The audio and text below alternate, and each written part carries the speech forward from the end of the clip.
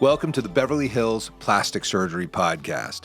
I'm Dr. Jay Calvert here today with my most excited and I know relieved that you got out of work co-host, Dr. Millicent Rovelo, because I know you were battling the banks today. Yes, thank you very much. Happy to be here. It was one of those days where I was literally battling the banks. I would rather have been operating, but instead I was doing like bank work. And I'm glad that you got me out of that and you made me have some wine, which I'm enjoying here because I think you realized that I needed it.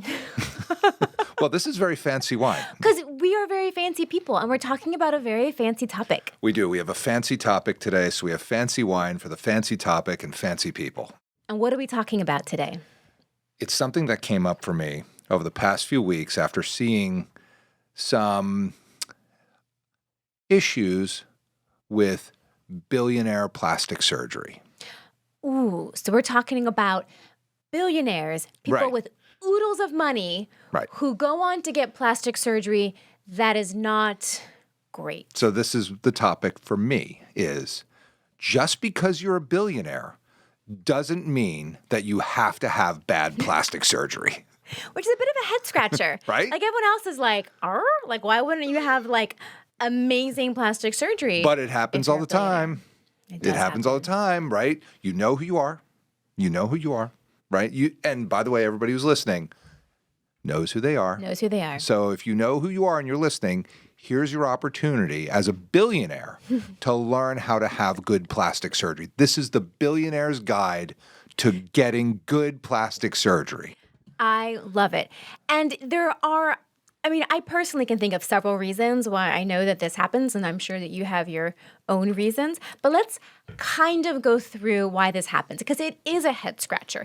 Most people would think that if you have all the resources in the world, why would you not have amazing, off-the-wall, stupendous plastic surgery?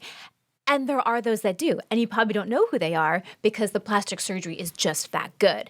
But then we all know the people that are out there and we see them on social media and on TV and we all go, ooh, what happened to them?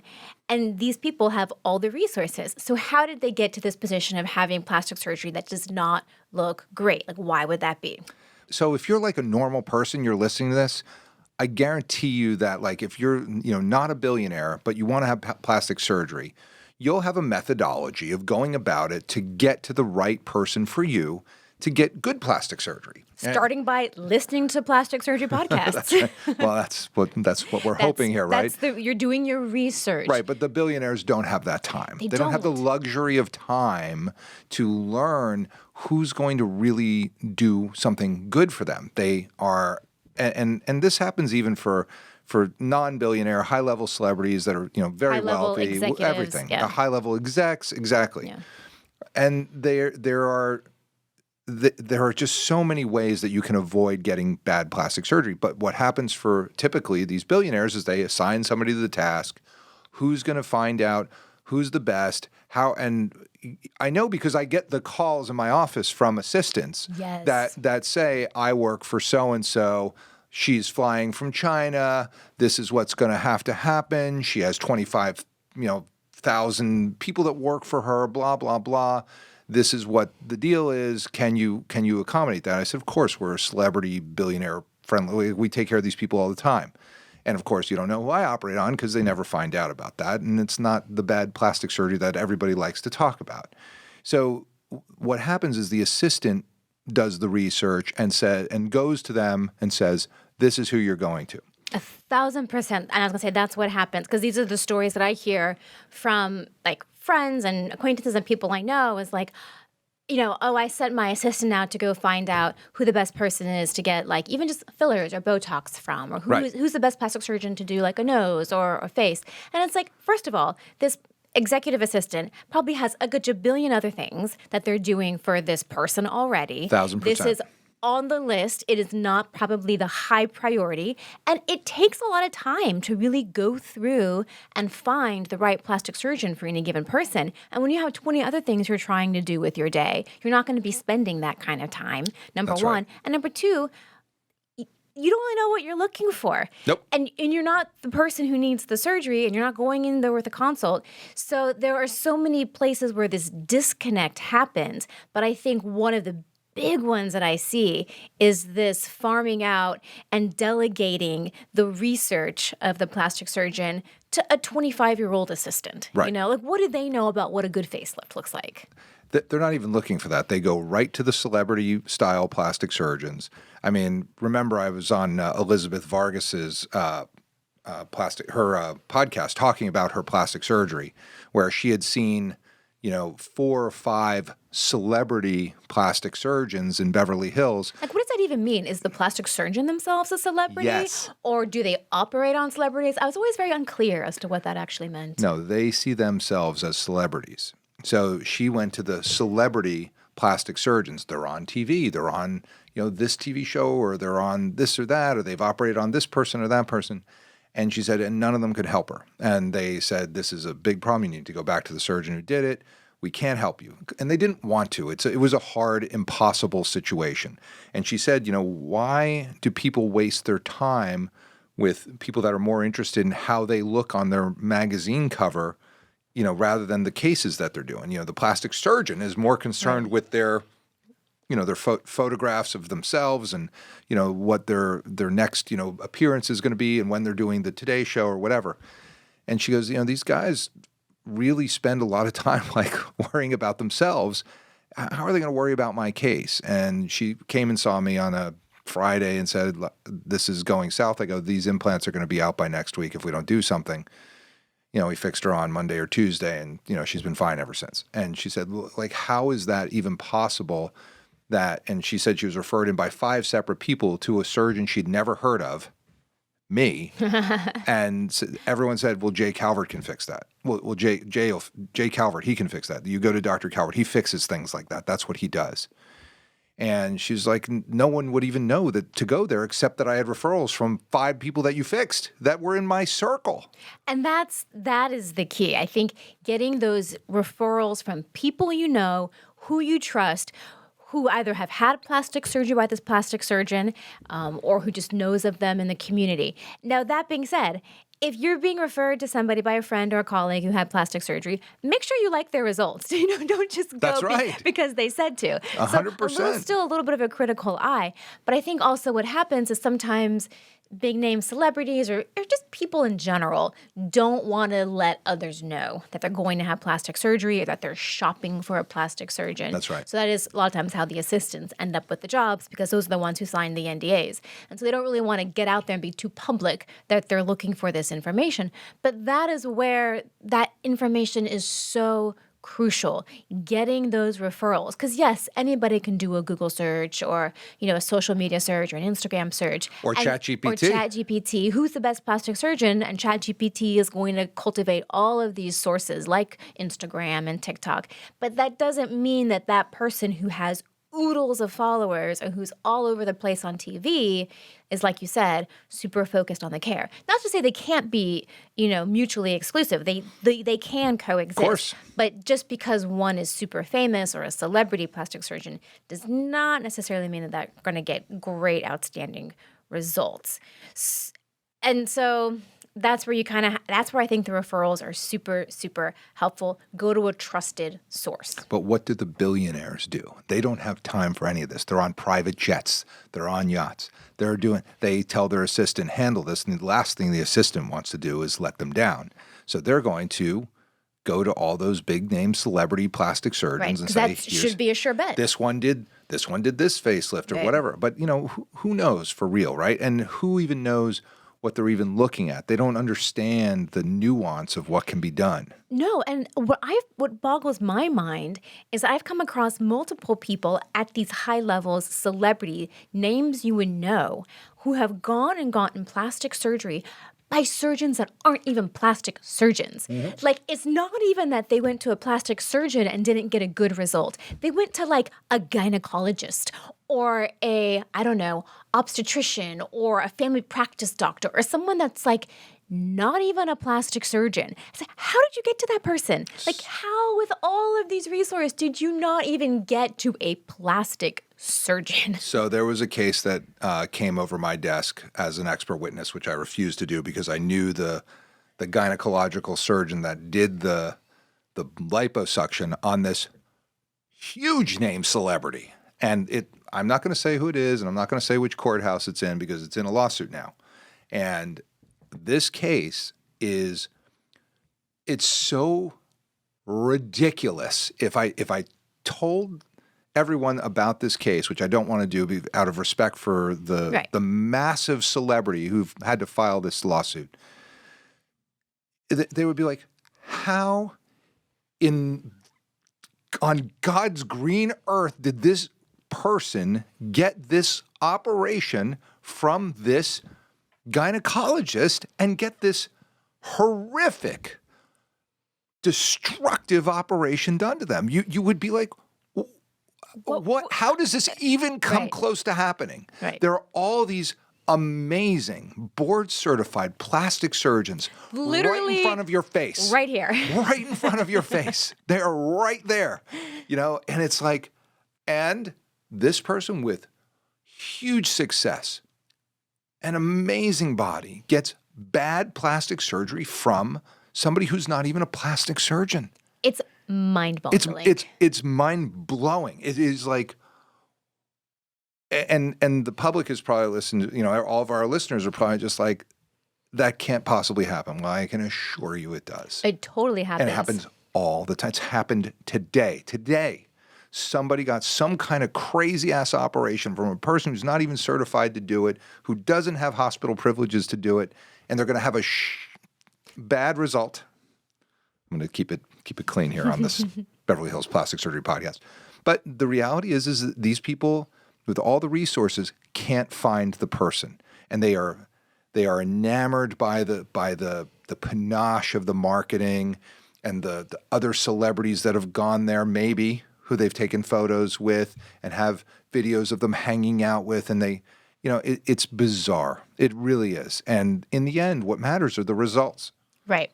And then the other thing I think that happens too, so like say they start having their plastic surgery, and maybe they do have a few good plastic surgeries, but the other thing that happens is that it's sometimes hard to know when to stop and when to say no. And when you have, the average Joe out there may or may not have some limited resources. Like the resources are not overflowing and unlimited. So there is a natural stopping point sometimes. Or there's people in their lives that say, that's enough, you need to stop. But when you have unlimited resources and you are surrounded by people whose main job, whose life dependency is making sure that you feel good about yourself at all times, they're not going to say no to you. They're not going to tell you that's enough. And it's even as a surgeon, when someone comes to you and pressures you and wants to pay you and give you money to do a surgery that might not be best for them, sometimes it can be hard because they're just like, I really want it. And they're just like, why can't you do this for me? Can't you do this for me? I know you could do a good job for me. Don't you think you can help me? Can't you do this for me? I'll pay you. And when you have this person with this like aura and A-list celebrity status offering to give you money and wanting you to do their surgery, sometimes it's hard as a plastic surgeon to say no. There's a lot of pressure.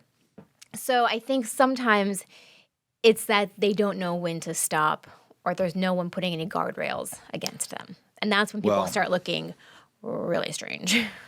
Ross Musgrave was, RIP, was I think the first president of ASPS. And he was a Pittsburgh guy. And, for all you out there who don't know me, I trained at the University of Pittsburgh, and it is the behemoth training program for plastic surgery in this country. It was then and continues to be today. And Ross said something very, very important. He said, you will make your reputation on the cases you do not do. And Yes. I can tell you so many times in my career so far, where I've said no. And I will tell you that there was one very, very famous celebrity, and I'm not going to say who made the referral, and I'm not going to tell you what the problem with their nose was, but they had big problems with their nose. And so maybe you can triangulate it. And I got a call like, are you willing to see this person about their nose. And it was in 2008 or 2000, maybe in 2006.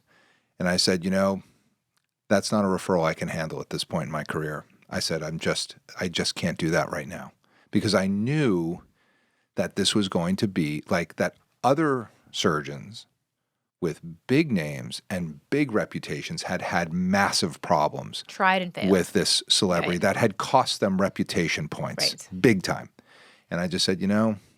that's not a good idea. And thank you, but no thank you. And I think that was a very huge move. And I see people all the time that I just say, I don't think this is a good idea. This isn't what we should do. And so the problem is that there are plenty of surgeons, and I always tell people when I tell them no, I go, listen, you'll find somebody who will operate on you. You just show them the money, they will operate. And I just think you need to be in a position to understand that that's not a good thing for you, because somebody will say yes. Somebody will say yes. I'm And it saying might not no. be because they're money grab or fame hungry. Like, a lot of us generally want to help people, or we want to do That's something right. to make them happy, or we're people pleasers. And it's not always that you're a fame, hungry, money hungry person. It's like someone comes to you and asks you to do something for them. Most of us are like, I kind of want to help them. Like, I can do something. So it snowballs on itself does. for sure. But It yes, does. no matter where you go, there will always be somebody who will eventually say yes to what you're asking them to do. No doubt. And I can tell you that, the taking care of the billionaire patient is it's usually very simple, quite honestly. And I have many of these. Like, there was, I think one year we were looking at the Forbes, 400, richest people in the world or whatever, and I had like an actual percentage of the patients. Oh, wow. of the people were my patients, and I said, to the team, I said, like, this is interesting. Like, look at all these, people that we take care of, and we take care of them like they're, like anybody else. There's nothing to them. everyone's They're the pretty same. straightforward. Yeah. But they like things done in a certain way that, you just want to know that, like, they're getting the best and that things are safe. They want safety first. They want to know that you're actually really good at what they do. And I think it's when they don't ask those questions that they wind up, and that's a lot of times why they wind up with me, because I'm a revision rhinoplasty specialist. And so I wind up with a lot of these people after they've gone to the assistant's recommendation and things didn't go very well. And, when you're that person that doesn't have time to be dealing, and by the way, no one has time to be dealing with complications of a rhinoplasty or a facelift or the breast stuff that Or I do. even the research that it takes to find that good person in the beginning. Nobody has time. Nobody has time. But those of us that don't have assistants make the time. That's right. And so, I just tell them that, look, it's still surgery.